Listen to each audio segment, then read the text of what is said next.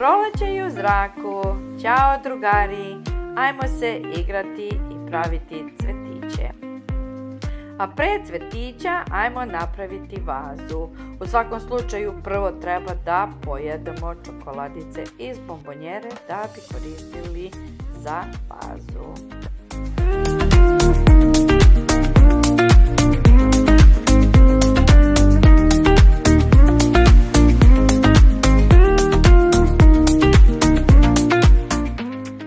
Ovo može biti sladak poklon majci za 8. mart.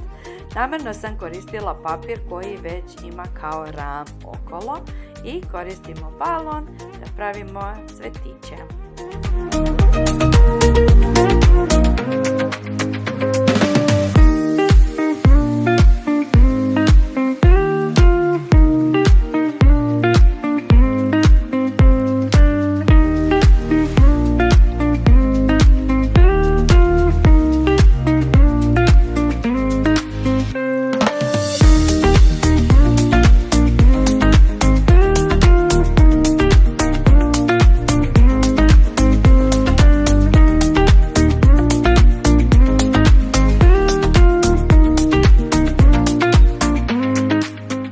U produžetku videa koristila sam tufere za lice, za skidanje šminke, da od njih napravimo latice i da koristimo za cvetiće.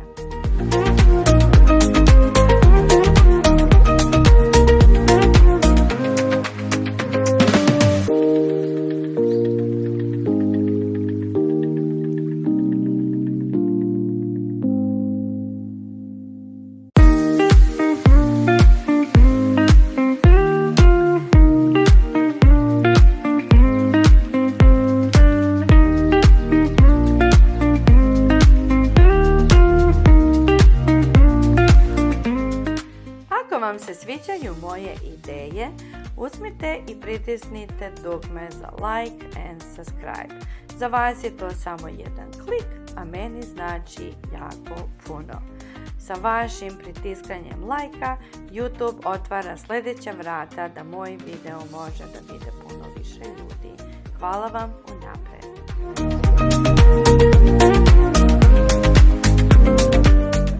Hvala što ste posjetili moj kanal.